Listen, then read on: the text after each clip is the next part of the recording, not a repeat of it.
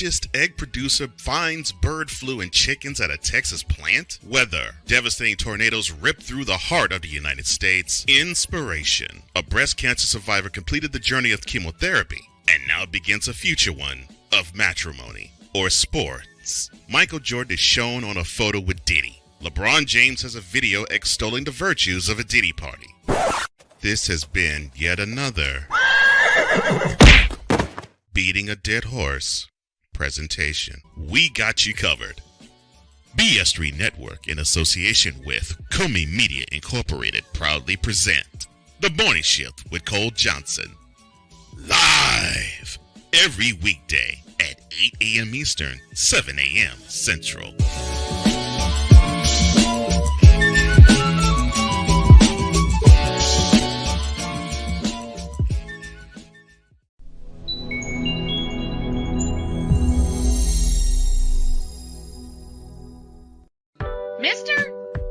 Operate this Twitter thing or this Instagram thing or whatever the heck.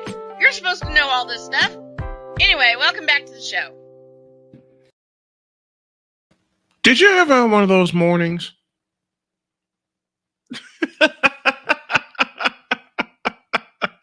Snowman and the super producer with you. Kyle Senra is on the way. Man, I promised y'all I would tell you about what happened this morning. I'm coming back from getting breakfast. I get to a red light. I'm thinking, okay, everything's going to be fine. Car died. It ain't. No. Oh, God.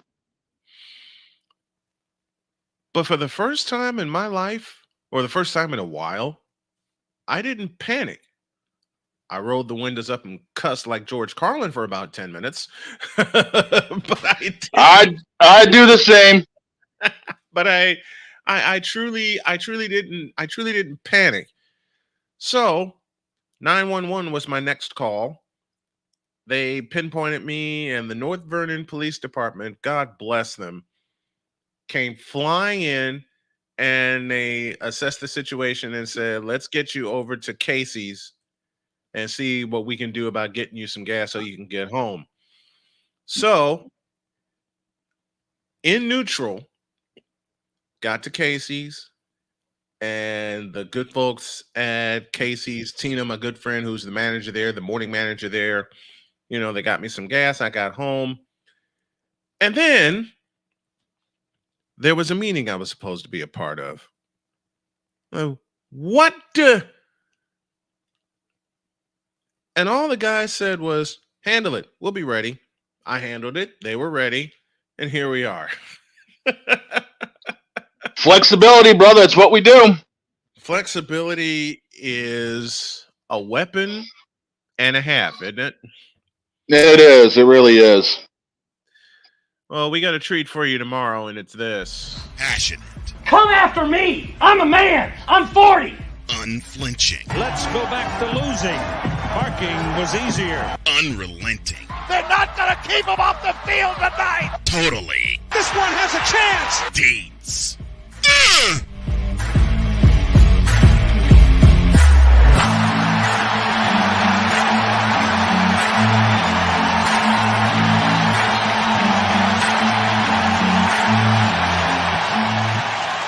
That's not just a murmur, that's a full-blown fibrillation. That full-blown fibrillation will be your way tomorrow as we have our final episode of season 10, and we get you ready for season 11. And with me are the gentlemen that have been there with me and by my side through all of it. Did y'all ever think we'd get to season 11? Yes. Yeah. Without question. If I had to put a boot in somebody's ass to get this far, I would have. Exactly. Wait, I did! You did. Several times. Several hundred times. Several hundred times. Pow. Several hundred times. Okay. We said we would talk East and West divisions. Let's give everybody a little preview of how we're going to handle this. Mm-hmm. And Victor, I think you made a mistake with your camera. Did I? Yep. Uh-huh. I just did stop cam, so I don't know what that does. Uh, Yeah, I don't know what that's there. here we go again. We're professionals, damn it. We just don't act like it. I'm gonna hit you for that. As true as you are, I'm gonna hit you. Hey, new T-shirt coming. Yep. Yeah, it's always like this. It'll be launched today. Yes. I will carve out the time and put our faces on it. That's going into season 11. That's our motto going into season 11. We're professionals, damn it. We just don't act like it. And why? You're welcome. You're welcome. And why would you want to? I mean, we want to have the same result as professionals, but you don't be as uptight as them. You don't want to be as uptight as them.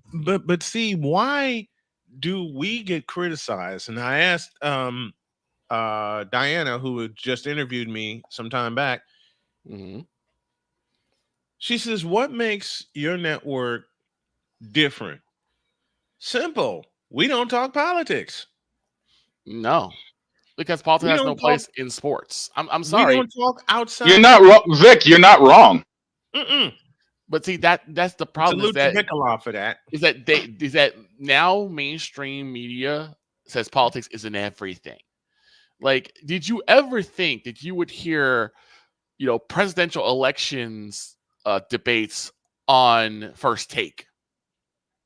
Did you ever think that would ever happen? It's Stephen A. Smith over there. What do we expect?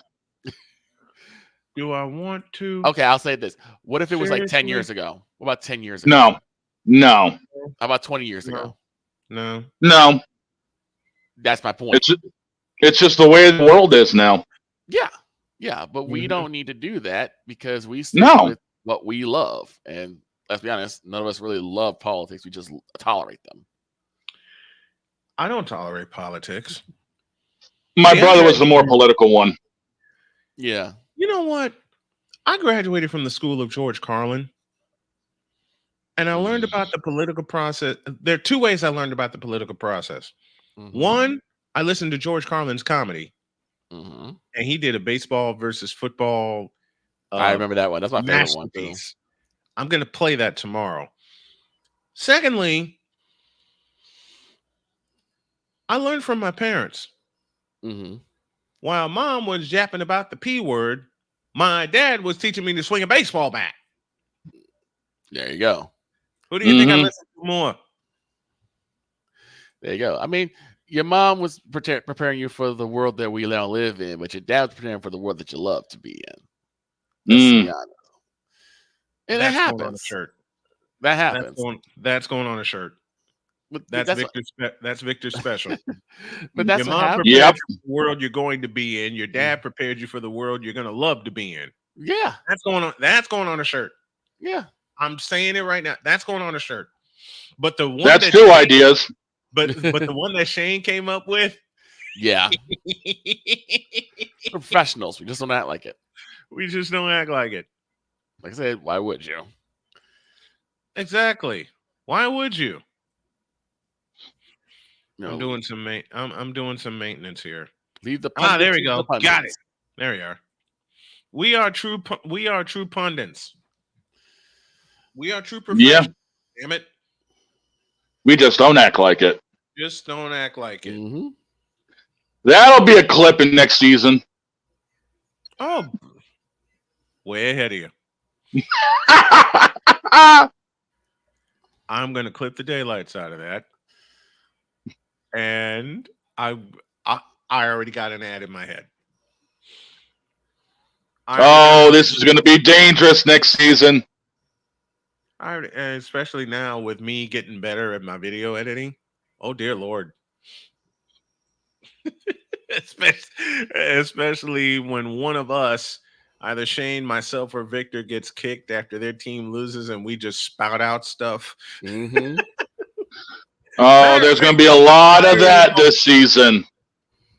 A lot of it. I already know how I'm going to do the ad. I already know how I'm going to do it. Just Oh, remember crap. just remember the episode where there were a lot of bleeps. Oh dear.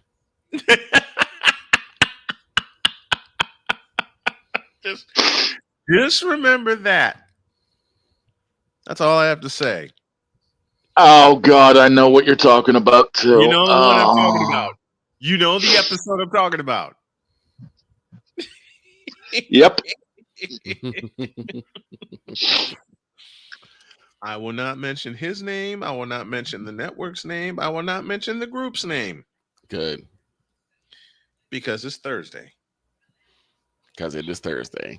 It is Thursday. And we don't need to find a DeLorean to go back in time. I don't want a DeLorean. We don't need to talk about him. I would have loved to have driven a DeLorean. Yeah, I would love to have driven a DeLorean were it not for two things. My legs. Here's the crazy thing, right? True. So you know how something funny. You know how in on Facebook people could tag you into things? Yes. Yep. There's a picture. There's a picture on Facebook that has tagged me in it of some dude in DeLorean. I'm like, that is not me. But I want it to be. What's absolutely crazy is Back to the Future predicted the Cubs World Series. Yes, they did. A year off, but they did. A year off. Yeah, a year off, but they did. A year off, but they did do the thing. And there is no Miami Gators. No. Gators, thank God. No, they reside a little further north. Right. Oh Lord. No, but I was looking like that dude's in DeLorean. That's not me. But I want it to be because I want to ride the DeLorean. Okay, then let's do this. We don't talk politics on the show, but we do talk food and cars. Mm-hmm. What's a car that you had? What's a dream car that you wish you had? And given the fact that we're all over 6 feet tall, you can't fit in the thing. Kit. Knight Rider. I would love to ride the Kit car. Either the Kit car or the 1989 Batmobile. You know, the OG. Yes. The OG movie. Yes. I would love to have them, but I can't do it. I'm too big. I'm legs. Too big. Yep, I'm too big. My legs. You know what's funny? I gotta share this before we bring Kyle on. Let me share this with y'all. When Jody and I were in North Carolina and we were buying a car, we walked into the showroom and there was this little bitty convertible on the showroom floor. I looked at Jody and she looked at me and I'm already laughing because I know what she's going to say to me. And she looked at me and says, "I dare you to get in it." I said, "Are you kidding me?" And she's cracking up. You're like, "No." She says, "Why won't you at least try to get in it?" For the simple fact, my whole ass won't get in that thing, let alone me. And the sales guy comes up to me and he just puts his arm around me and says, "I know how you feel. I'm 6'8" and I can't get in that thing." And Jody, without missing a beat, goes, "If Brian tries to get in that, he will be peeking out from where the hood should be." Right. From where the convertible hood should be. Right. Yeah, you'd be looking right out the top of the windshield. Praying things don't hit me. Right. 6'4". I get it. Smallest car I ever drove was my wife's old car, a Mitsubishi Mirage. Oh, boy. We'll continue this later. Right now, we got to talk some place kickers and some fantasy football. Let's go. Me in a pink Mitsubishi Mirage. I'll let y'all's imagination run wild while we bring Kyle on right now. It's a Barbie world.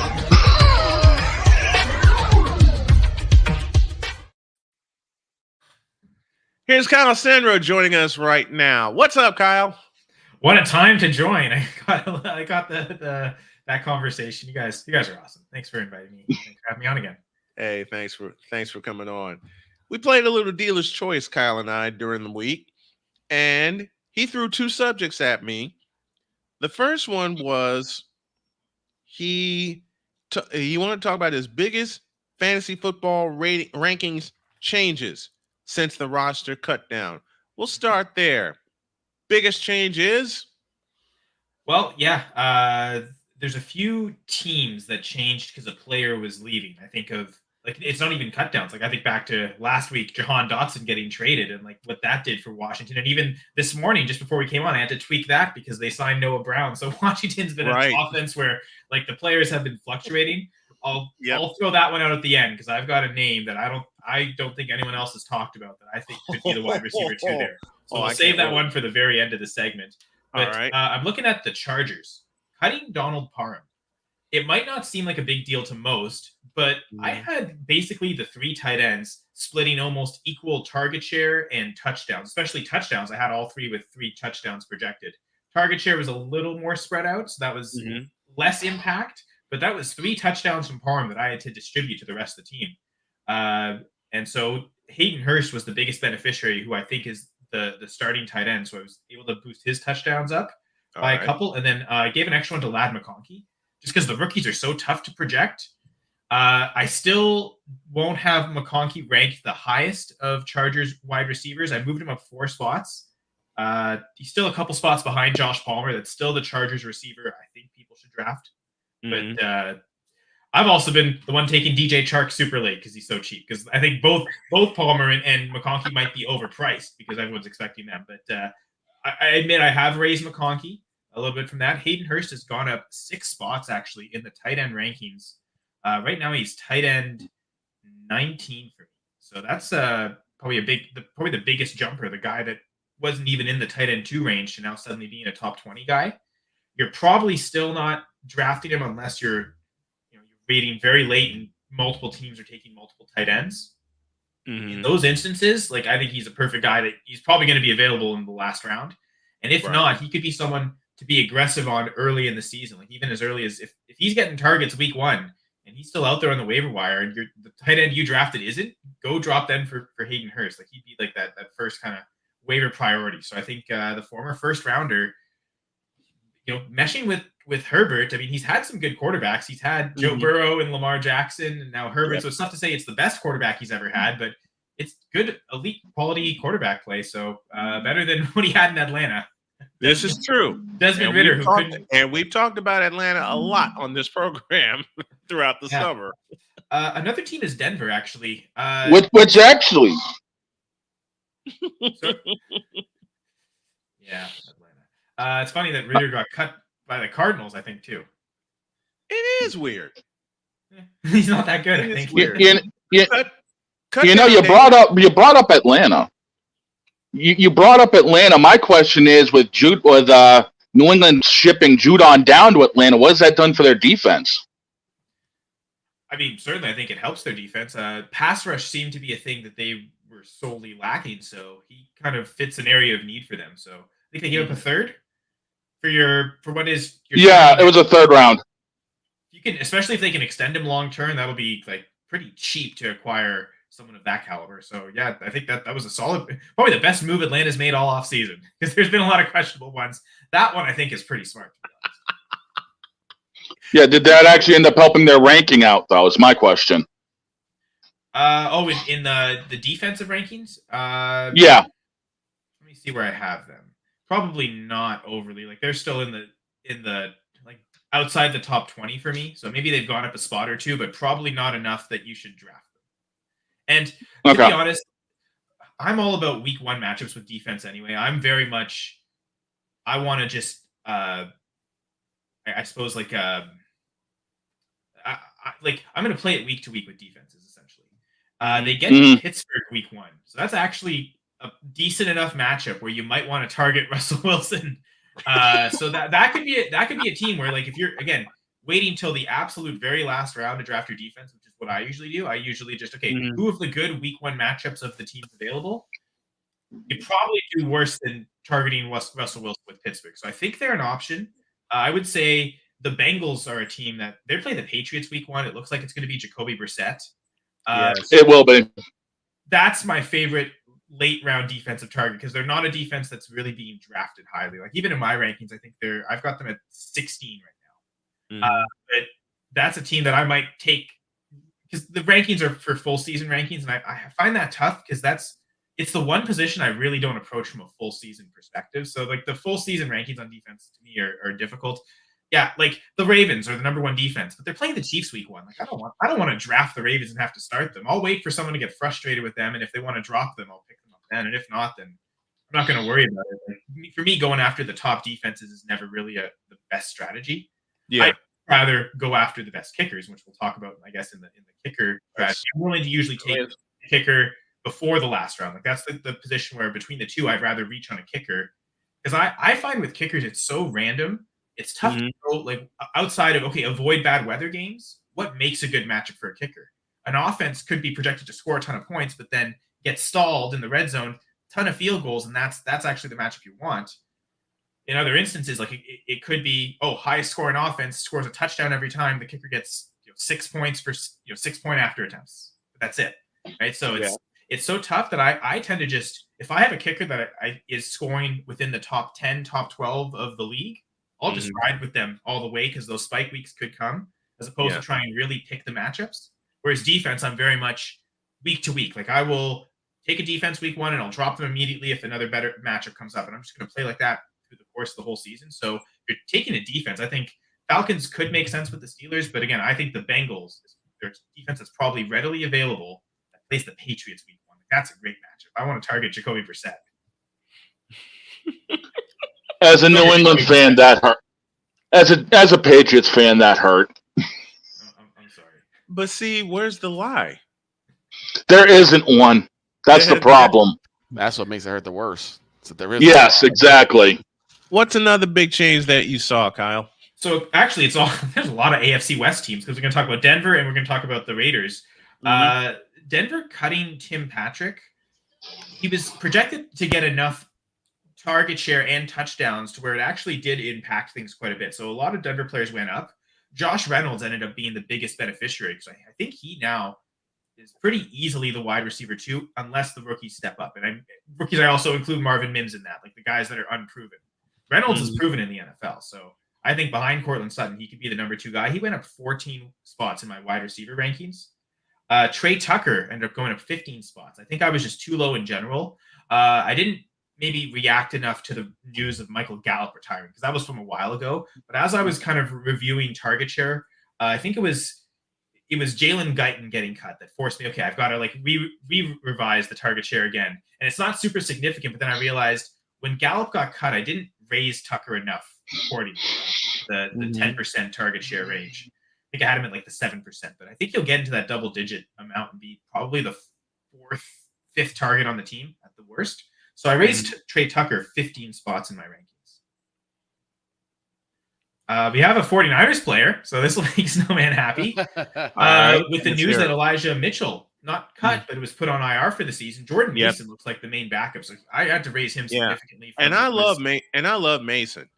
Yep. I love Mason, but I wouldn't be surprised like before the deadline if the Niners go out and grab a running back or before the season starts because under Kyle Shanahan, they've always had a stable of running backs, and this is the reason why they kept a stable of running backs in case of a very significant injury, in which Elijah Mitchell has suffered and is put on IR for that injury. You definitely need a backup for Christian McCaffrey. You definitely need a backup for him. Jordan Mason is dynamite, and I love what he can do in that 49er offense. And then to just continue this conversation, Snowman, what do you think? Because right now I imagine the number 3 running back is probably the rookie Isaac Guerendo, who had an incredible combine performance, but the rest of his rookie profile isn't that great in terms of college production. So what do you think of Guerendo if something happens to Mason or McCaffrey and him having to maybe see action? You got a secret weapon. And just because a college profile isn't complete and it's not a high-profile player, I mean, Elijah Mitchell's out of Louisiana. Who was he until he got? And it's funny because it was Trey Ragas the same year came out as him, and I was actually touting him more. And I think Ragas got enough work that Mitchell, his production profile wasn't so great. I think the same thing with Guerendo. If I'm not mistaken, he was with Jawar Jordan. I think they were splitting. Yep. Jordan ended up actually being also put on IR. He was my most rostered dynasty player. Mhm. Now having to flip that around, but it's a little surprising that they put Elijah Mitchell on IR, but then also got rid of Cody Schrader. I think they were maybe hoping that he was the undrafted free agent that they could sneak him onto the practice squad, but the Rams, they stole from a division rival, and now Cody Schrader is on the Rams. Yep. Yep. So- I was looking forward to seeing what Cody Schrader can do, but they're all in on Ricky Pearsall, the 49ers are. Yeah, But the backups to the backups to the backups, and they're going to have a few on their practice squad while they work out a contract for Trent Williams and Brandon Ayuk. yeah. They're going to have quite a few backups that they're going to look at. People have asked me, why did they draft Ricky Pearsall when they already have Ayuk and they already have Deebo Samuel and Juwan Jennings? You're looking at the reason. You're looking at the reason, just in case the Niners do have to part with one of their mainstays. And the smartest thing they did, to me, was not only re-sign Deebo Samuel in 2020, but re-sign Juwan Jennings to a 2-year extension. Almost Because Super Bowl MVP Juwan Jennings. Yep, you need that third down possession receiver, and Juwan Jennings is that. Mhm. And I've had people ask me to make a comparison to Juwan Jennings from any 49er receiver in the past. That's easy. John Taylor. That's pretty big shoes to fill, but he's performed well when he's needed to, so that makes sense. But anyway, the whole point of this was to say I think Jordan Mason is going to get work this year. He's going to get touches. There'll be some touchdown opportunities. He'll vulture. The 49ers love to have him or Kyle Juszczyk vulture a few from McCaffrey. Will admittedly score enough that it won't upset fantasy managers too much. But yeah, Jordan Mason goes up 18 spots in my running back rankings. The second highest raise. There's a couple. There's I guess 3 players who weren't ranked that I've now have to rank. So they would technically be the highest raisers. But in terms of players who are already ranked, the biggest riser for me though is what looks to be the Pittsburgh Steelers wide receiver 2, pretty easily by that stretch. Yeah, Van Jefferson, until Roman Wilson gets back healthy and is ready to produce. But with all the time he's missed, I think for the early stretch of the season, Van Jefferson's going to be like wide receiver 2 on the team. Which, to be fair, if you look at the weapons around, that might still put him 4th or 5th in targets. Obviously Pickens will be there, but a lot of targets for Freiermuth. Both running backs will also command targets, so it's not as if it's super huge. But he was outside the top 100 for me, so he goes up 29 spots in the wide receiver rankings. It's still not, late round pick maybe. He might not even be drafted, but just he's got to be someone we at least pay attention to and keep an eye on, because he will be out on the field. Well, we're not going to have a choice. He's going to be on the field so much. right. Exactly. Kyle threw another subject at me, and that's the subject of kickers. A subject that, as long as I've been doing fantasy football, doesn't get talked about a lot. We're going to talk about them here. And what kind of words do you have about kickers? Because I know you wanted to discuss this.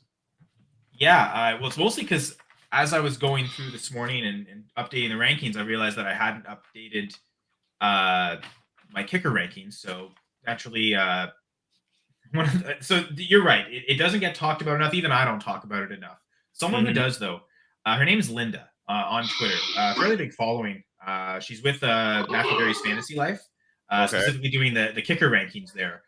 So on Twitter at Lindellians.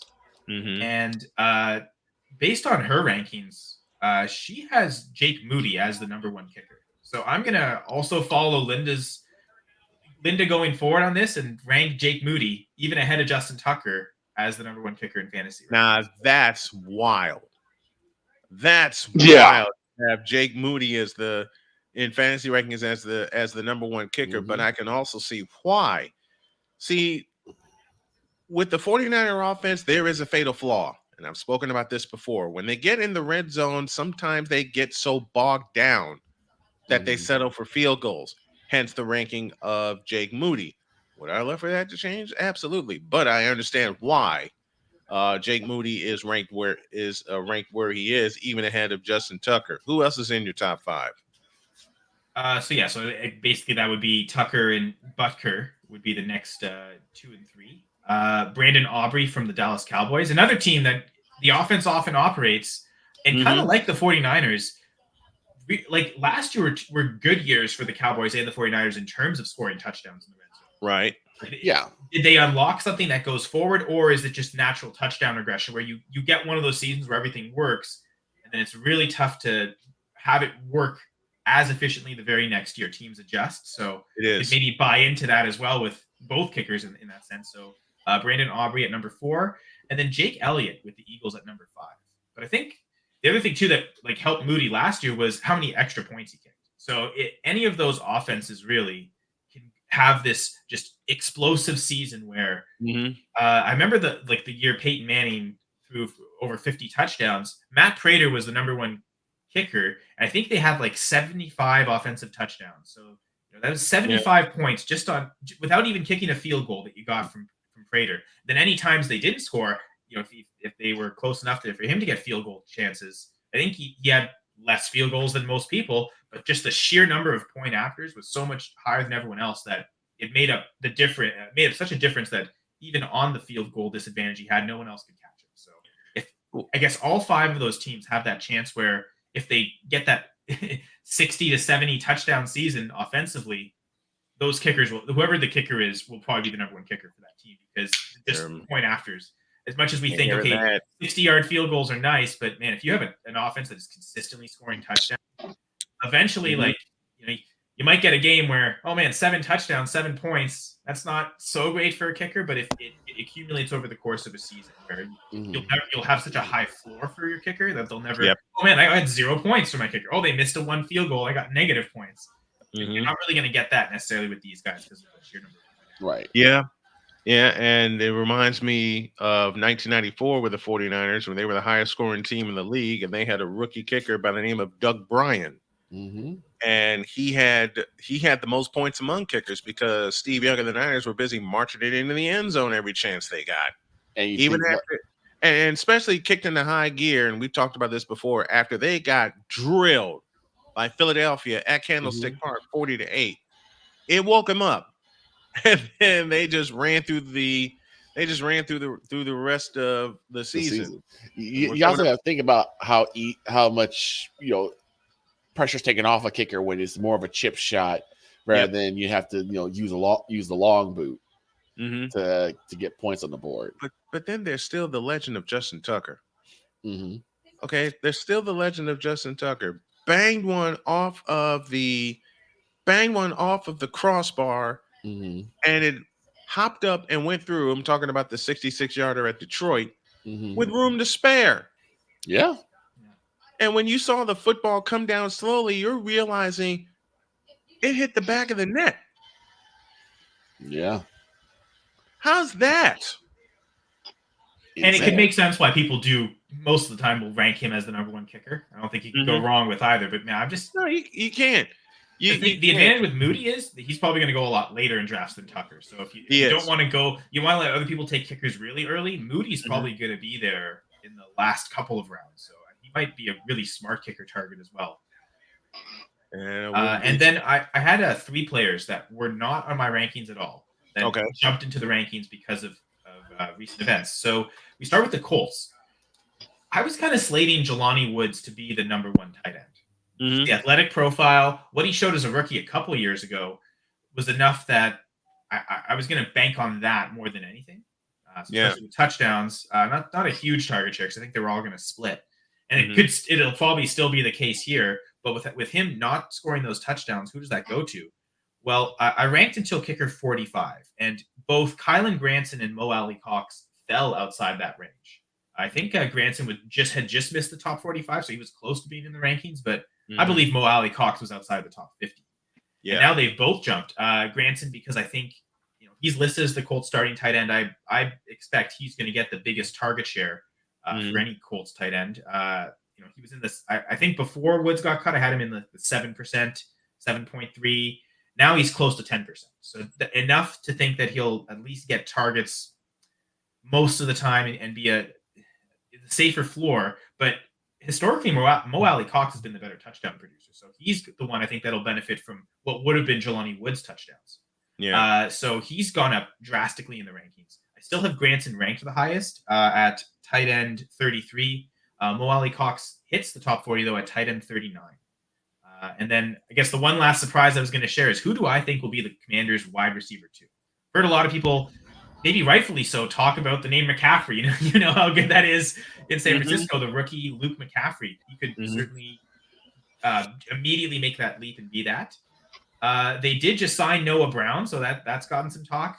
Yeah. Diami Brown, who is I don't know if anyone watches the receiver documentary, or if you were paid enough attention to the 2021 draft and can name all 17 receivers taken ahead of Amon-Ra St. Brown. Well, the Commanders, this is their contribution, taking Diami Brown ahead of Amon-Ra. So they clearly have faith in him. They clearly believed in him. Is this the year it comes together? I'm saying it's none of those guys. I think it's a dude that just hangs around. I almost forgot he existed until I was looking at their depth chart after the Dotson trade and like trying to figure out, okay, who's going to take the jump? And I see Jamison Crowder is still on this team. And this is a guy that has just earned probably more targets than he should have through the course of his career. Yep. It feels like it's funny because Zach Ertz is also on this team, and they're going to be the same thing. They're just going to probably be the top, like number 2 and number 3 on the team in targets, maybe 4 if Eckler contributes enough. It's not going to be for very many yards.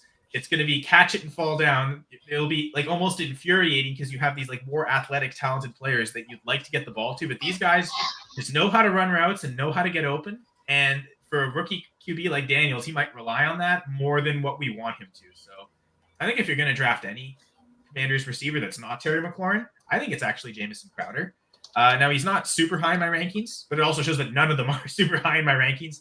I've got him at wide receiver 93, which means that like all the rest of them are even lower than that. So I think Noah Brown is just a little bit below, and McCaffrey falls outside the top 100 now. But yeah, you probably don't need to draft any of these guys, to be fair. But I guess I'm just making the call that if there's I guess more is saying don't invest in any of the other guys, because what's going to happen is Crowder and Ertz are going to eat too many targets for what we want. And like it just feels like none of these guys are really going to be worth drafting. You want Jaden Daniels, obviously. Love Terry McLaurin still. Yep. He's inside my top 30 in terms of wide receivers. 25 right now exactly. And I like both running backs, Brian Robinson, Austin Eckler. Yep. Outside of those 4 players, though, I don't really want to roster too many Commanders players. So all this time just to talk about Jamison Crowder, to say don't draft him, but again, it's more of a warning that it feels like there's not going to be a true solid wide receiver 2 that we're really going to want on the Commanders. Yeah. So it's almost actually like the Steelers with Van Jefferson. Is that the guy you really want now? Invest in the couple running backs, invest in the tight end. Probably would rather invest in Zach Ertz than I would in any of the Commanders wide receiver 2. Yeah. Whoever it ends up being. Yeah. Well, that's our fantasy chat for this week. Kyle Senra joins us, and he'll join us every week to let you know the ups, the downs, the ins and outs of fantasy football. I love having you on, man. The season is right there. We're ready to get started with our fantasy football segment and really kicking into high gear. Thank you, my friend. Appreciate you. Thank you, Snowman. Thanks, guys. And I got to say, next week I'll be on. We'll be previewing week 1. Like, it'll be the day that the season kicks off. So, yeah, as close as can be now. We sure will. Thanks, man. Bye, guys.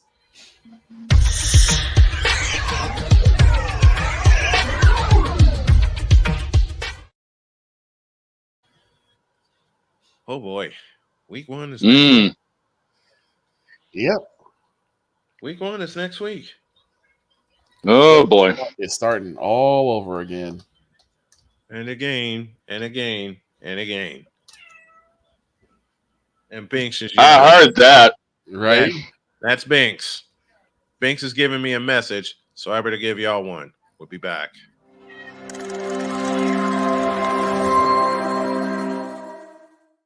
Whether it's news, the largest egg producer finds bird flu in chickens at a Texas plant, weather, devastating tornadoes rip through the heart of the United States, inspiration, a breast cancer survivor completed the journey of chemotherapy and now begins a future one of matrimony, or sports. Michael Jordan is shown on a photo with Diddy. LeBron James has a video extolling the virtues of a Diddy party. This has been yet another beating a dead horse presentation. We got you covered. BS3 Network, in association with Comey Media Incorporated, proudly present The Morning Shift with Cole Johnson. Live every weekday at 8 a.m. Eastern, 7 a.m. Central.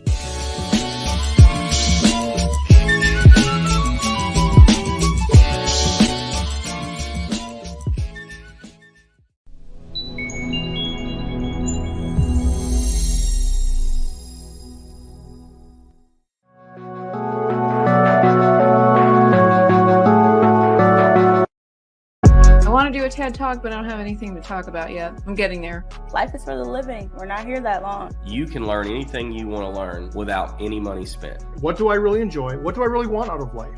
I am your host, WIZE. Are you in a life holding pattern? Well, this is for you. Welcome to the Stuck in My Mind podcast. Live every Monday, Tuesday, and Wednesday at 4 p.m. Central.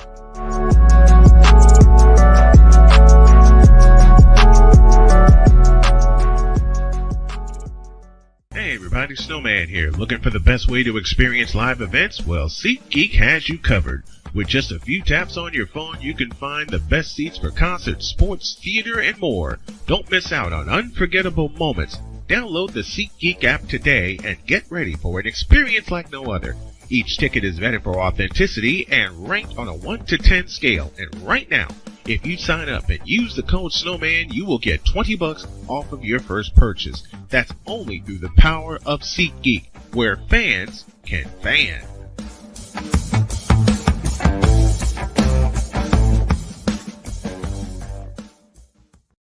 Mister, how do you operate this Twitter thing or this Instagram thing or whatever the heck?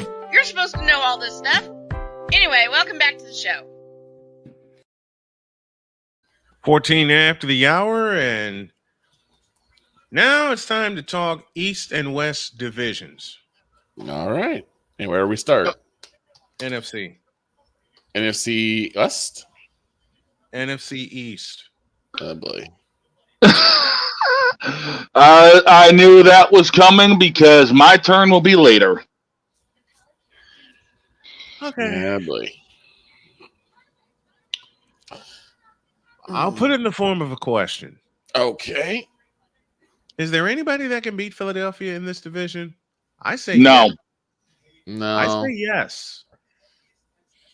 Explain it. 2 words. Washington Redskins. No. No, I don't know. I'll get to your Cowboys next. It's not about that. The fact that they got rid of Jahan Dotson really put a damper on that, because that could have been a really great weapon for their new quarterback. And who says they're not going to find a diamond in the rough? That's very rare. I just got this gut feeling. I know. We'll see how the season plays out. I like what Washington has done. It's just I think they're going to go through growing pains this year. Well, if I got to pick my official, and we're gonna redo this again next week with all the divisions. Mm-hmm. It would go Philadelphia, Dallas, Washington, New York. Mm-hmm. I'd swap Washington and Dallas. I was gonna say, who say you don't swap those two together? You have True. Washington go second, Dallas go third. Well, what if that were to happen though? What if Philadelphia gets the division and Washington gets the wild card? That's going to be very interesting for the East. It is. I do believe Washington is a wild card team. I do believe that. I do too. Yeah, but how far can their quarterback take them is the question. You dare ask that question? They can only go. I just did. They can only go one way, and that's up. This is one of the times I get to pick on Shane out of division. Y'all got to worry about Jacoby Brissett. Unfortunately, that's true too. That's true too. And the Cowboys have to worry about Dak Prescott. I do. I always have to worry because about that. Dak Prescott is not going to carry them far. I always have to worry about Dak Prescott. He's all we got right now. Because I am not in Trey Lance. And the fact of the matter is, Jacoby's only going to be around for a cup of coffee because we all know Drake May is going to be starting by Halloween. Trick or treat. Drake may start by week 3. Wouldn't surprise me. I'm calling that right now. I have Drake May starting by week 3. Now that wouldn't surprise me. Now, staying with the NFC, let's go to the NFC West. And I have a simple statement about the West. It rolls through the Bay. Yeah, pretty much. You're not wrong. Move on. It rolls through. All roads lead to Santa Clara. All roads lead. All roads go up the 401 to San Fran. There's just to fill time and just to make Rams fans feel good. I do have them as a wild card.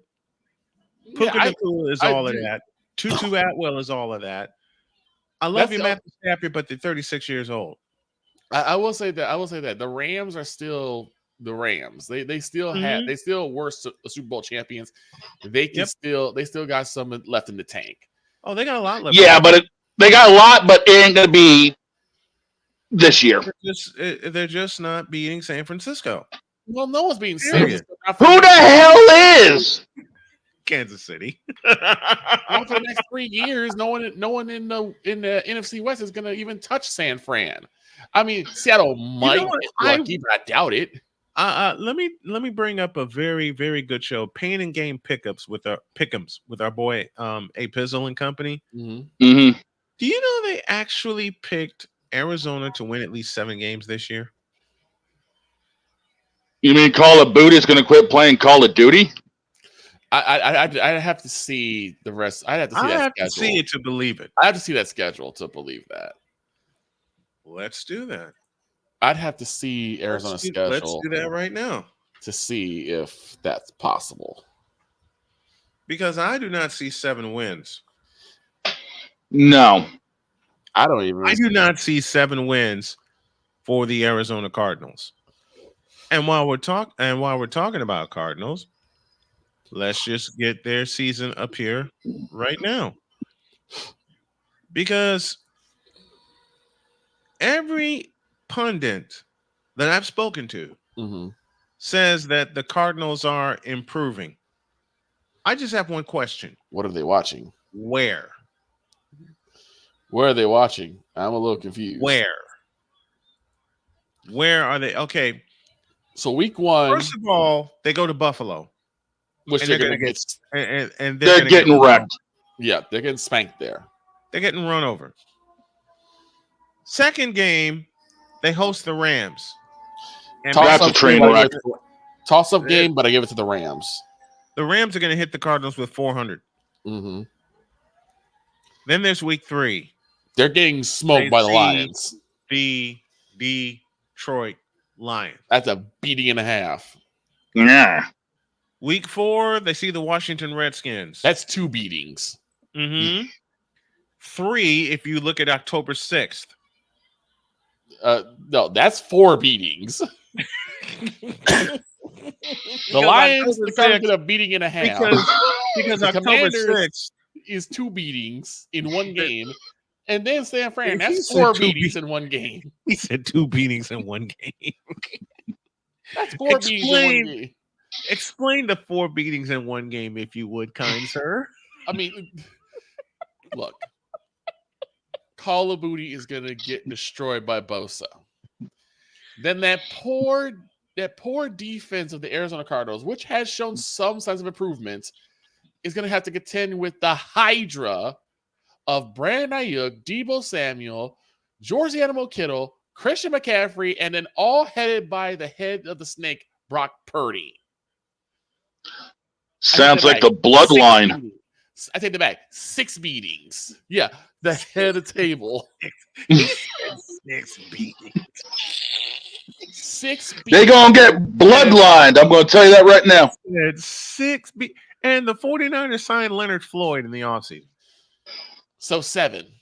So 7. Then I see one toss-up out of the past 5 games that we just talked about. I see one toss-up. And that toss-up is Washington?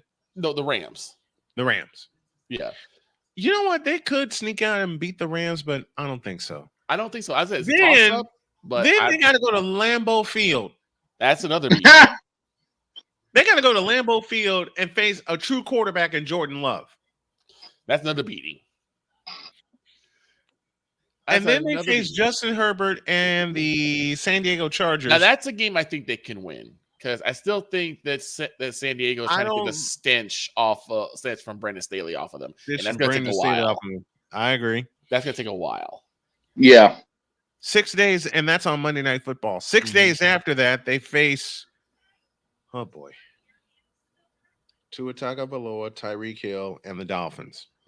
From man Pizzle, I think they will definitely lose to the Dolphins. Listen, Miami's going to hang 50 on them. Mm-hmm. Easily 50 on them. And I found their second win. I found the second win. Then you got November 3rd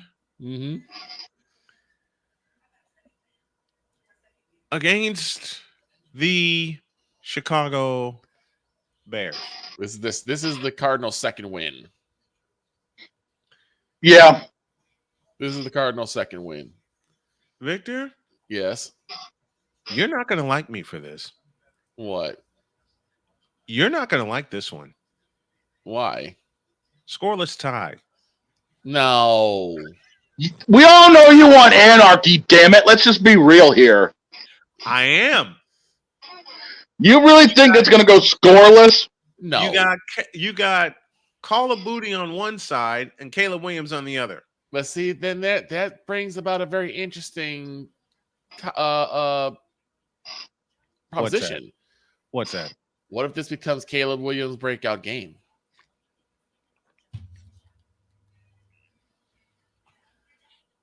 I got a new button in here. We're about to find out the new button, ladies and gentlemen. What in the all types of blue hell? That. I'm just saying that could be Caleb Williams' breakout game because you have a defense. What in the all types of blue hell are you talking about? Let me explain. Okay. You have Caleb Williams, who is going to be unproven, but has some potential.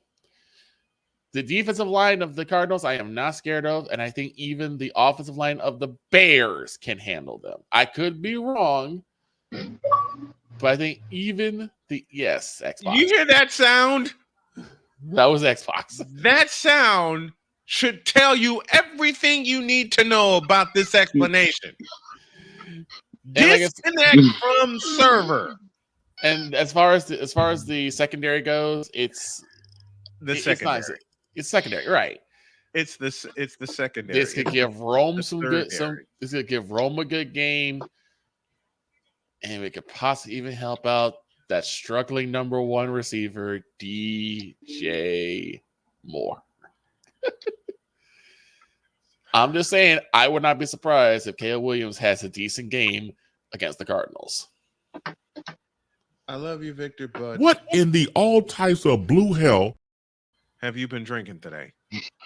Hawaiian Punch. Did you spike it? Nope. Wait, you're working. Okay, good call. Then 7 days after that, the Jets. Yes, that's their second win. Wait, so you're saying the Bears will beat the Cardinals? I'm saying that's a tie. No. It is not going to be a tie. It is not going to be a tie. It's going to be a tie. No, it is not. Stop. Yes, it is. Stop it. Just stop. No. There's not going to be no tie. With a semi-straight face. And the semi-straight face. And I'm about to laugh. And I say that as I'm about to laugh. Exactly. Go on. Then they go to Seattle. That could be their fourth win. It could be. Could be. And the one after that could be Minnesota. Yeah. I can see that. Here's the sandwich. Because Minnesota has no quarterback. Well, here's the sandwich. You have the Cardinals. And on November 24th, you have the Cardinals going to Seattle. Mm-hmm. Then you have them going to Minnesota. You have them come back to the desert to face Seattle again. Yes. So you could possibly see after the Jets beat the crap out of them, you see 3, 4, 5 be in the victory. 3, 4, 5 victories for the Cardinals because I think they're going to beat the brakes off of the Seahawks twice. And then you got And they're going to get beat by the Vikings. They're going to beat the Vikings too. Then you got December 15th. Oh boy. When Drake May is going to have an interesting game. Drake may terrorize them. I think so too. I think Drake may terrorize them. Oh, I found their 6th win. And Shane's going to pop me in the mouth when I say that game will end in a tie. Yep. See? What? Quit thinking anarchy reigns supreme. It doesn't. I know it doesn't, but damn it, it's good to think about it. It is not 1998 ECW. There's no such thing as anarchy rules. I don't have a steel chair over here. No, and I love this chair too much to throw it. But I did find their 6th win. Carolina. Everyone's going to beat the hell out of Carolina. Let's be real. And that's at Carolina. Mm-hmm. That's the stupid part. It's at Carolina. And then the last 2 games of the year, they're going to get pummeled. They're going to, this was the worst ending. Because they go to Los Angeles to face the Rams as they clinch their playoff spot. And then this is the towel line here. This is the towel line. You get snapped with towels all the time. You take the Rams in LA, and then to further embarrass yourself, that Hydra goes to the desert to beat you in your own house. Yep. Yeah. We pretty much agree that Frisco takes the division and the Rams are the wild card. Yeah. Yeah. It could be separated by 1 game. So that's just how good I think the Rams will be this year. So I will say that maybe they could be right about the Cards possibly getting at least 6 of those because of just the schedule as it plays out. They did the Cardinals a favor, no question about it. They did the Cardinals a favor. But I'm just like, So to the AFC West, and it rolls through Kansas City. We don't even have to bring up any schedules. We don't have to talk about how Jim Harbaugh's going to stink up the joint. I don't trust Bo Nix. Well, I trust Bo Nix. I just don't trust Sean Payton. Mm-hmm. But then again, I could be wrong. The AFC East. Yeah. Here's my ass whooping. Then there's the AFC East. Oh, boy. Does it roll through Buffalo for a 5th straight year? Yes. I agree. Yeah, it's a possibility, yeah. I agree. I mean, I'm not going to. Even with all that Buffalo lost, including Stephon Diggs, Miami is not going to Rich Stadium and beating them in Buffalo. Right. It's just we got another disconnection from the server because A Pizzle just signed in. That's where you heard that beep from. Uh-oh. No, I'm kidding. I'm kidding as I say that. But it's going to come down to the second matchup between the Bills and the Dolphins to decide. Yes. Yeah, I'll go with that. It'll come down to the second matchup of the Bills and the Dolphins to decide the East. Yeah. Yeah. And I just don't see Miami going to Rich Stadium and beating them. I don't. No, they won't. Miami's really never done well in cold weather anyway. Mm-hmm. Mm-hmm. So, I mean, let's just base it off of that alone. Kansas City's proof. You just took the thought out of my head. Kansas City's the proof of that. I mean, let's think about this for a second here. The AFC East, Buffalo's going to have, 11, 12 wins. Miami will have 10. Everyone else is just going to be looking through their windshield, wondering where the exit ramp is to get some brisket. Right. Yep. I say the Bills win 12 and the Dolphins win 10 or 11. Yeah. 10 or 11. It'll be either a 2-game difference or a 1-game difference in that. And what's crazy is whoever wins the division is going to be the only representative because the AFC North's going to give us a couple anyway. Mm-hmm. The AFC North. We'll come back to that later. Because I mean, let's think about it. Everyone else is going to have the AFC East will probably be the worst division. I'm saying that, and we'll have 12 wins come out of it as a champion. Yep. Right. Yep. That's how strong the AFC is this year. Yeah, AFC is definitely showing. The Bills have Miami on Thursday Night Football on September 12th. They have the second game against Miami on November 3rd. Mm-hmm. 7 days later, I get to see Tua live. Why? Because they're coming here to face the Indianapolis Colts. Uh-oh. Which caused me to say 500 cuss words in my head. The other 500 comes from Dr. K. And I'm being nice when I say 500. And the other 500 comes from Dr. K. The other 500 indeed comes from Dr. K. Hey, let's not forget. Wait a minute. And 500 more will come from Cheyenne. Another 500 will come from Sonia. And you know where the other 500 are coming from. Dakota. Yep. And none of my children are sports fans. But since they know me and Jody, guess what? Guess what happens? There's the proxy. And let's not forget, we also got Buffalo December 1st, and that huge day for us. Let's tell everybody about December 1st. Oh, boy. Yeah, because we've been tossing that idea. That's after we've been tossing the idea all summer. We looked at the schedule when it came out, and we were playing with the idea of doing not one, not two, but 3 games in one day. And we were all wondering, in fact, we had this discussion on a couple of pre-shows because we hadn't come to a solid decision yet of how we're going to handle this. Here's how we're going to handle it. December 1st, and I'm going to put a couple of, where are my coins? I better get the swear jar ready right now. Yeah, you better. Because that is that's a rule. That is no longer an option. That is a rule. And I didn't establish that rule. Dr. K did. And December 1st, Dolomite. Exactly. That's about how December 1st is. But to continue, we were wondering what can we do on December 1st because we saw 3 juicy matchups that we could cover. 3 gems. We saw 3 gems.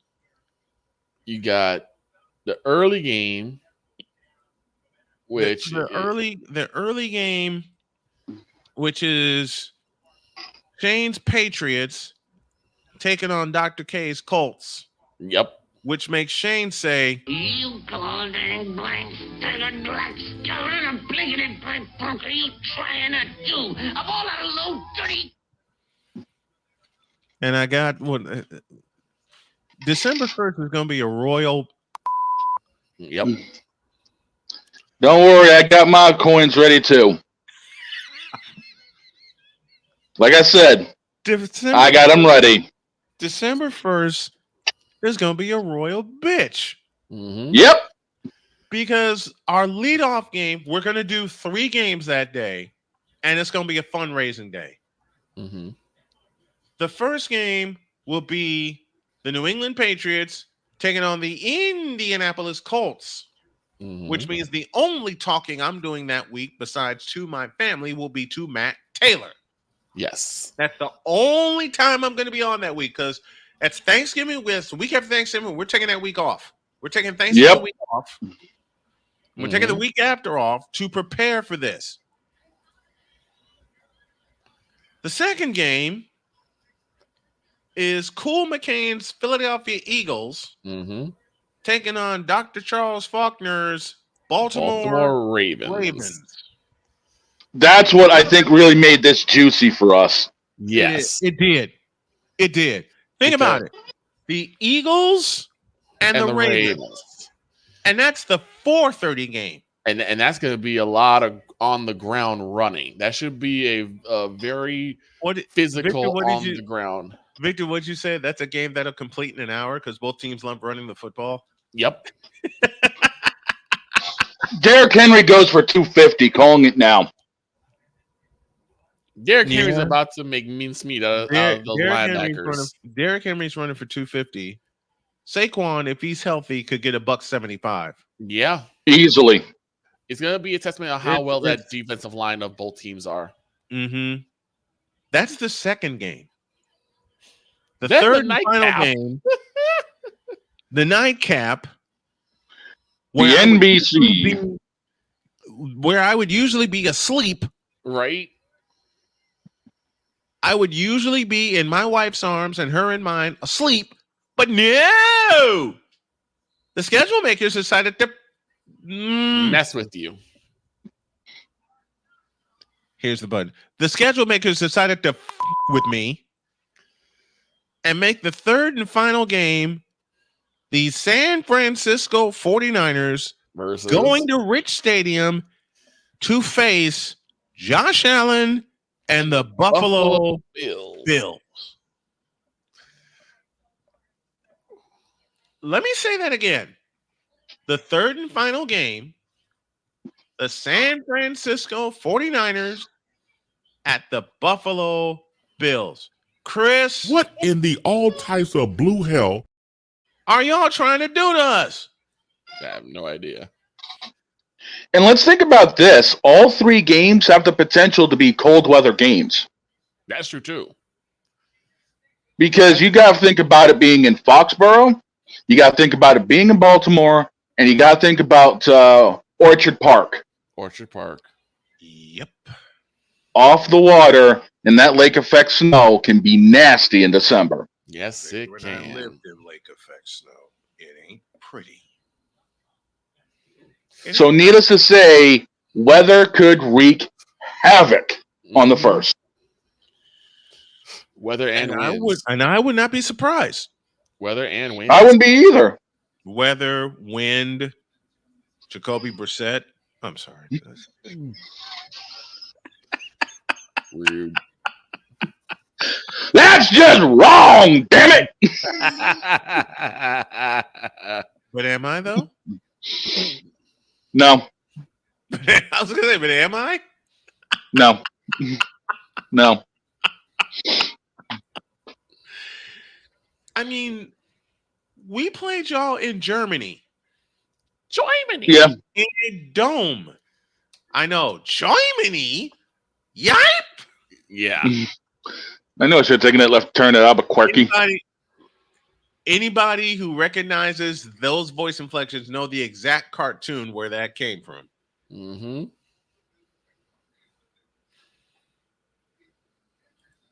And I'm looking up the Colts schedule right now. Hmm.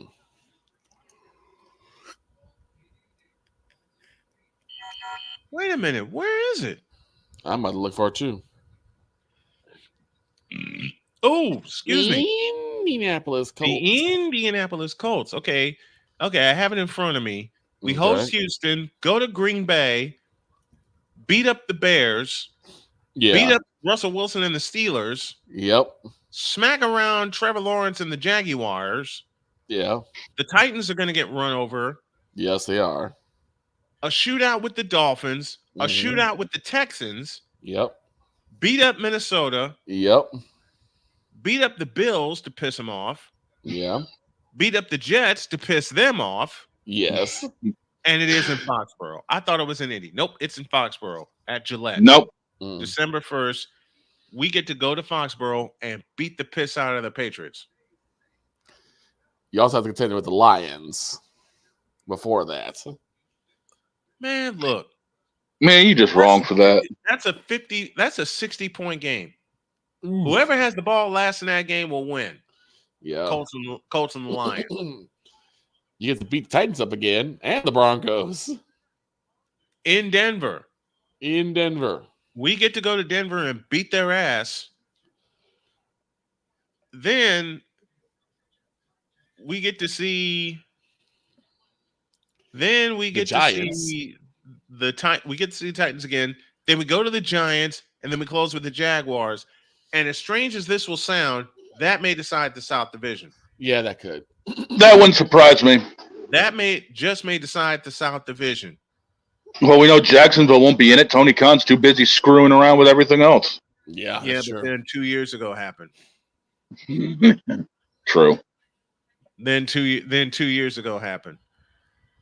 So December 1st is going to be a royal pain in the ass.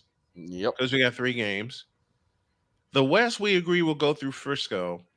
The NFC East, we're all in agreement. Although my gut tells me we're all in agreement. It'll go through Philadelphia. We'll go through Philly. It'll go through the Eagles. The AFC East will go through Buffalo. Mm-hmm. Yep. The AFC West will go through Kansas City. Yeah. Easily. No one's touching KC. KC will be the only double-digit win team in that division. With room to spare. Dude, they're gonna have that division locked up by week 13. Then the Niners will clinch by week 14. Yeah. That's how crazy the schedule looks. I'll say by week 14 they should be wrapping things up. In the last 2 years, we wrap things up by week 15. Sure. So to have things ready by week 14, that'll mean we're coming off a victory with the Bills. Matter of fact, let's do this right now. Now we did this before earlier in the summer, folks. We did this before earlier in the summer, but we put some ridiculous scores to it. Oh no! When I say ridiculous, no. Those were Madden numbers. Yes, they were. Which schedule are we doing? What schedule are we doing before we? 49ers. 49ers. Okay. 49ers. Okay. First of all, we get to beat up the Jets.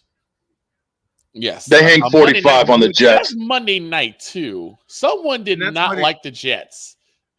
So did not. They hang 45 on New York. Listen, the schedule makers really did not like the Jets. No, I feel bad for Mr. McCarthy. They really did not. They really did not like the Jets. I feel bad because they got them on Monday night facing the number 1 defense in the league. Yes. Okay. On Monday night, Mike Greenberg was so destroyed and so mad that on Get Up he said, "Do not send Aaron on the trip." It's gonna be so. You let Tyrod Taylor be the sacrificial lamb. Yeah, I was gonna say it's gonna be Tyrod Taylor, or they're gonna get so desperate they're gonna get Zach Wilson back. That's as bad as it's gonna be. Oh, geez. Now they'll make a phone call and get Tom Tupa. Oh God, I haven't heard that name in years. Tom Tupa was a Jets quarterback, and he was also their punter. Mm-hmm. What's funny is it's like the 30-odd year celebration of Tupa screwing New England up. Mm-hmm. So they open with the Jets. Mm-hmm. They go to Minnesota, beat up Sam Darnold. They go to the Rams and beat them 30-27. Okay. Then New England comes to us. Oh boy. I'm sorry. Look at Shane. San Francisco hangs a 50 burger on us easily. Let's be real. Then we get Arizona, hang a 50 burger on them. Yep. And then we go to Seattle and hang a 40 burger on them. Then we lose our only game of the season when we go to Kansas City. Mm-hmm. Because that's going to be, you know, I told Droid this, and Droid, I hope you're doing well because we know you've had problems with a headache, and that's why you couldn't join us today. The last team in that game who holds the ball will win it. Overtime yet again. And I think this time it'll be 197. Honestly, it might honestly, it'll go overtime, but I think this time San Fran takes it. I think so. I think San Fran takes this one and beats the Chiefs. And then there's week 8. You know, if we're smart, we'll just go ahead and put a letter of forfeiture on the door. Jerry World locked up. Letter on the door. We quit. We ain't coming out. We quit. Y'all can have it. Y'all came here for nothing. We quit. Yeah, you just wasted a ticket. You just wasted. Man, if Dallas was smart, they'd have it up on X saying we ain't playing this week. We'll see you next week. We'll see y'all next week. We're taking an extra bye. We're taking an extra bye week. We're hoping to double bye. Double bye. Yeah. And Don't bother showing up. We got a note on the door. We ain't here. Hold on. And why in the world is it once again a primetime game? Did y'all not learn y'all lesson last year? Because the NFL schedule makers were cruel? Yes, they were. This is a troll job. I've been saying that for a minute. Troll, you just got your butt kicked by San Francisco. Okay. I've got to do this. No, you don't. Yes, I do. I have to now. No, you don't. Why don't I? Because you already know the answer to it. Because I know what you're going to ask. I wasn't going to ask anything.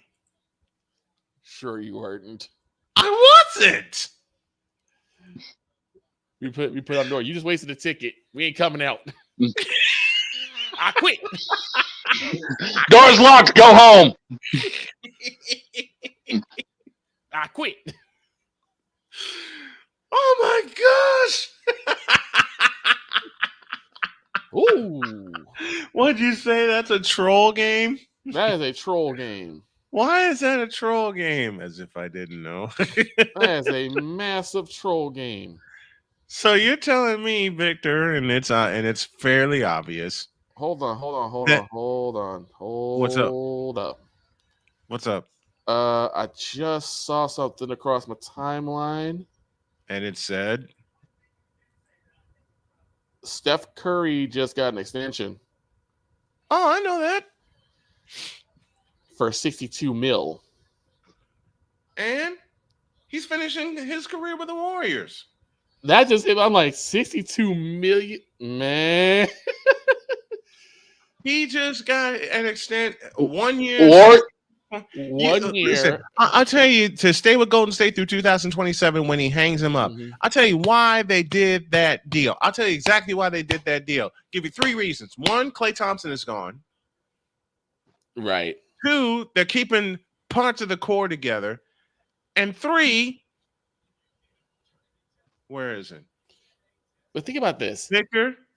Yes. Here's the 3rd reason, and I'm going to let you say it. Okay. Because... Yes, LeBron, it is you. It has always been you. It is you now. It will forever be you. Forever and ever. Let the church say, Amen. But the thing now is... Now get out of my church, you thirsty bitches. The thing is this. He will now be the first NBA... Hang on. Now get out of my church, you thirsty bitches. In a world where logic and sense flies completely out the window, while purple and yellow glasses are donned, rises a figure who encourages ridiculous, undying loyalty. Good Lord, I'm about to throw up. This has been yet another installment of The Bronzexual Confessions. This man's now set to be the first NBA star player to hit the $60 million mark in a single season. I'm gonna say it like this: he's earned it. Mm-hmm. If nothing else, he earned it. Now it's up to the organization to get him help, because you just said it right. No, man, Clay's gone. Clay's about to be up, so they're gonna need someone else to help become a splash brother. They got a fellow there named Brandon Pajemski, who is pretty damn good for them.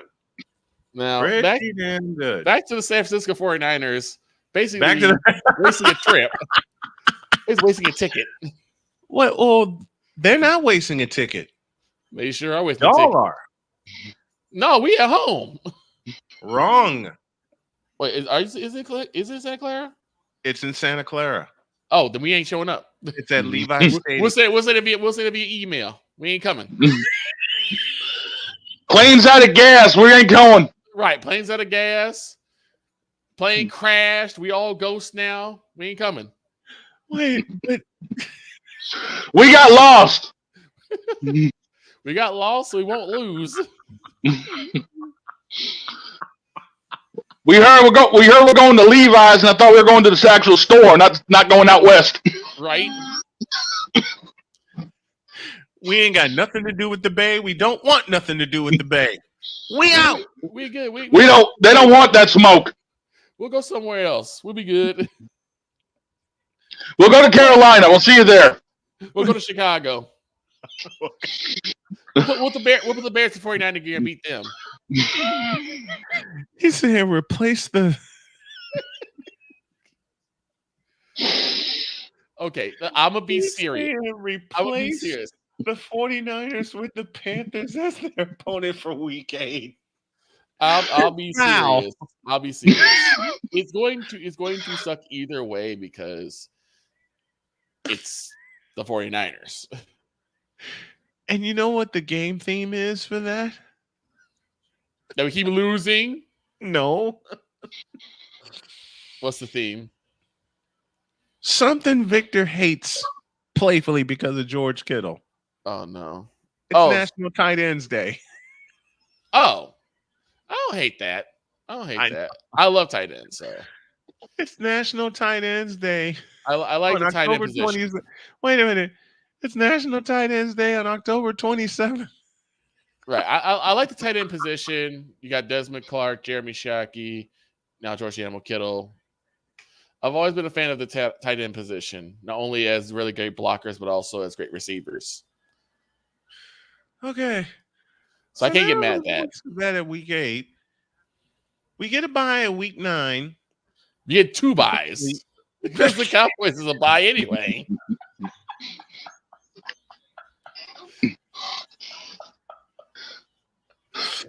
National tight end day ain't gonna be so tight for Dallas when San Fran gets done. Now wait a minute. It won't. Wait a minute. You can't call that game a bye week. Yes, I can. Sure, I can. Why? Because it's going to be a glorified scrimmage game. That's why. Pretty much. I think Shane said the week thing. I think Shane said the same thing about Week 4. What kind of real competition are we going to really bring to y'all? Mm-hmm. Nothing. Exactly. So it'll be just another bye. Yeah, pretty much. Let's practice for the next real opponent. And you got Dak Prescott as your quarterback. There you go. We probably got Jacoby Brissett coming in with us, so we ain't much better. Or they could get smart and start Drake May. Look who the owner is. Right. Roger Kraft mac and cheese. And look who the head coach is. Never mind. Mayo. Hellman's Mayo. Hellman's Mayo. Mayo. Ain't even no damn Miracle Whip. It's Hellman's Mayo. Where you at, Chris? What in the all types of blue hell have we gotten ourselves into? Well, I've got myself into a little bit of caffeine, so yeah, I'm good today. Caffeine makes me normal. You know what? And I can't argue with that. Then Week 10, we go to Tampa, beat them up. Yep. Week 11, we see Geno Smith beat his ass. Yep. Week 12, we go see Jordan Love and hang 30 on them. Yep. Then there's December 1st. Woohoo! Week 14. Oh my God. What I said, this was like 215 to 2. Caleb freaking Williams. And I said this is like 215 to 2 was the score for this one. 250. He said 215 to 2. Like the Bears defense gets a lucky break off of like some sort of batted ball in the end zone for a safety. This is where we bring the CFL scoring in for this game, where they kick one out of the end zone, it's a point. No, it's like they get some sort of like fluke safety to begin the game, and then after that, they just get steamrolled for the rest of the game. Just like you had on your Madden sim. Yep. When you did this game. Yep. Just like how I simmed it. Victor simmed this game on Madden while I was driving home one night, and it ended what, 70-14. Yep, 70-14. Then there's week 15, where I get to see the playmaker and the Los Angeles Rams, and that's in our house. Week 16, we go to Miami, and that's a dual cast for me with Pizzle. Week 17, there's a rematch for the NFC Championship and a possible NFC Championship rematch preview. This game, if you haven't done it yet, this game may set you up with the first round bye. This may set you up with the first round bye. If we haven't clinched it yet, this game may mean a first round bye, and then we get to beat up Kyler Murray in Arizona. This is when the secondary comes. This is where the substitutes come out to play. Substitutes come out today. Yep. Oh my gosh. And as long as we don't have to talk about the Cowboy schedule, the better off I'll be. Well, you had to open your mouth, Victor. I'm already looking at it, so I'm willing to take this one. Since you said that. Since I said that. And we are talking East Divisions today. Yes, we are. It's only right. Oops. It's only right. As he starts the anarchy already. I haven't started anarchy today. Bull. I was gonna say, like, I'm gonna be quiet because the only thing that's coming out of my mouth is a cuss word, and I don't have the button over here. All right, that's fair. All right, here we go, folks. This is where we'll end today. Okay. This is the Cowboys schedule. Week 1. Week 1. Dear God in heaven. They did set us up with a good start. They go to Cleveland. They did set us a good start, but it's only up to the Cowboys if they screw it up or not. Tie. And it's not a tie. We about to beat the brakes off of Deshaun Watson. We about to beat the brakes off of Deshaun Watson. We win that game. Look, Dallas will not win that game, nor will Cleveland. Yes, we will. It'll be tied at 17, and that's where both teams. Where's my button? I don't expect this to happen, but I'll present a wild scenario anyway. Matter of fact, this is what the NFL did to the Dallas Cowboys schedule. Use a troll. Use a troll. Use a troll. I said that use a troll. They sure did troll. That's what they did to the Cowboys schedule, and in a way, that's what they did to the Patriots schedule. Well, wait, the NFL trolled the Patriots anyway. Let me put it another way. More the like NFL Roger has been trolling the Patriots since Tom Brady threw that pick 6 in a playoff game against Tennessee. More like Roger Kraft trolled the Patriots. Oh, he got an assist from the NFL. Trust me. Week 2 is host New Orleans. They'll beat them. They'll get the brakes beat off of them against Baltimore. Yeah, that's a beating. That is a horrendous beating. I am not looking forward to that. Then you see the Giants, and you'll beat them. I don't know why I'm saying that because I just threw up in my mouth. Then this one, October 6th, Pittsburgh. We're gonna beat the brakes off Justin Fields because I expect Justin Fields to start by that time. Justin Fields will start by this time. I'm saying Justin Fields will start by that time. We'll beat the brakes off Justin Fields. And then we get destroyed by the Lions. Then you get a bye. We get a bye. And then this happens. Then we go to Santa Clara to get beat up again.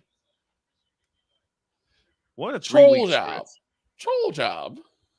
What a 3-week stretch. That's a troll job. You get beat up by the Lions at home. Then you get a week to lick your wounds. Yep. And then you got to go out to Santa Clara. Then we have to go to Santa Clara. Atlanta is going to beat your asses.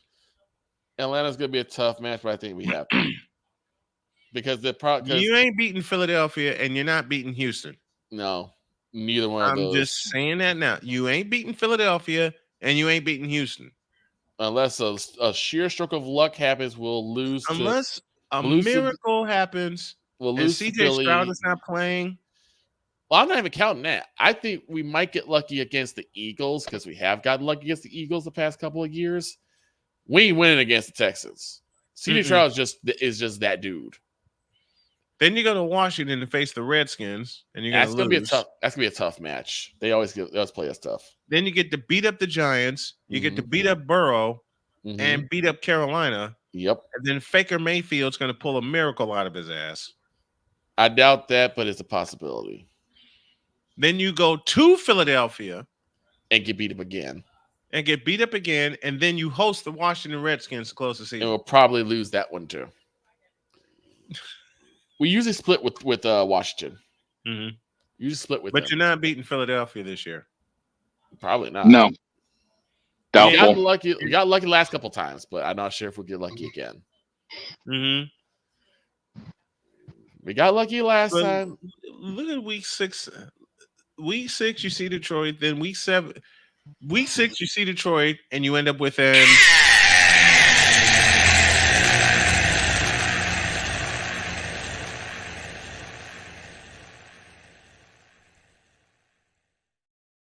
Week 7's a bye, and it's still an.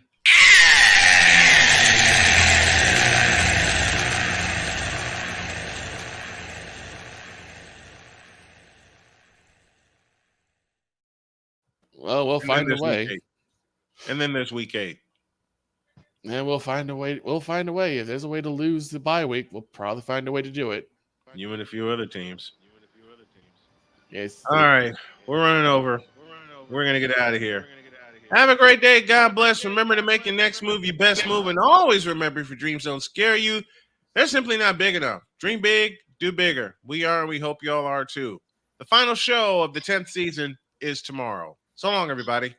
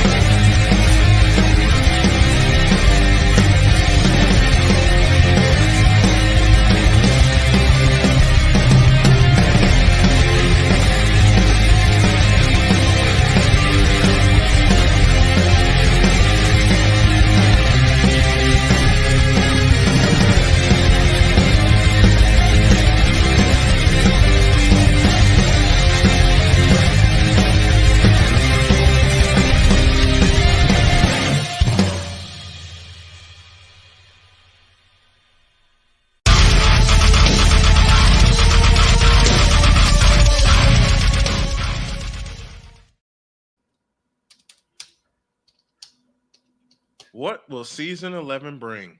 Find out September 2nd. See you later.